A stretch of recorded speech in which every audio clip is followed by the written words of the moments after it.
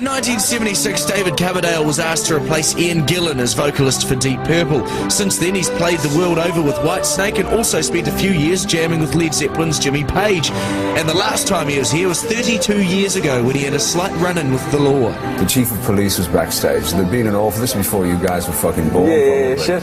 But it was very moralistic and very, very sweet. But the chief of police was there and he said they'd had a bunch of trouble with Eric Clapton when he was at the height of his heroin and, you know, his drug abuse. Yeah. He was like falling around the stage, vomiting, you know, which is exactly what everybody in New Zealand wanted to see. I was the prime target for an example. Yeah. So he said, we're recording the show and all the boys and girls of the force are here and they're all fans and I was a snotty, you know, arrogant rock and roll aristocrat. I went, yeah, okay. So we do a couple of songs and then I start talking to the audience. He said, the chief of the police is back here.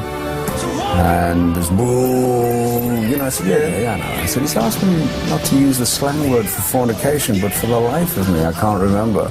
Anybody know? And 40,000 people went, fuck! Right, that's so I thought I was a clever shit, so I was arrested after the show. So you've just been the night in the cells in Auckland, I was just having innocent fun. Wow. Now, obviously you replaced Ian Gillan in Deep Purple as well. Tell me, take me back to that day when you got the phone call. Before you were born. Before I was born, mate. What are you interested for? I'm interested in that career back. And when you got the phone call or the telegram or whatever it may be back in those days, saying, you know, take over from Ian. Yeah, what was it? Talk us through the feelings. Well, yeah, it was interesting because I felt very confident. I was a kid, never made a record before. I was 20 years old, and I got the audition, and on the strength of a drunken demo tape that I sent down. So, boys and girls, even if you're drunk, you can still get big gigs.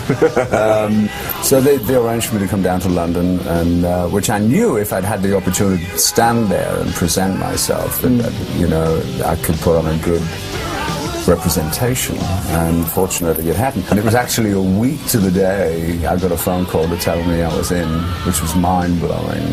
Well, what do you think of rock music in particular coming out nowadays? You know, you've seen I like a lot of stuff. I've got an 11-year-old son, so he introduces me to Disturbed and stuff, and you know, great. I'm a song guy, so it's not to do with image or attitude or whatever. I love good songs, and I like a lot of the stuff Linkin Park are doing, and I love that Rage Against the Machine's back together. I think that trio is like way up there with the Zeppelin boys, you know. Here I Go Again, quite possibly your signature song with Whitesnake in particular. How do you know when you've written a hit song such as it?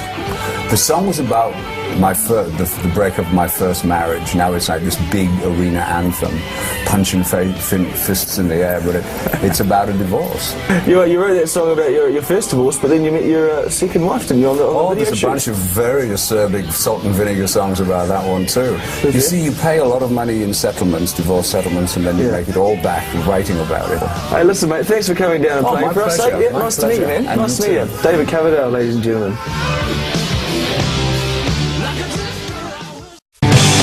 Yeah!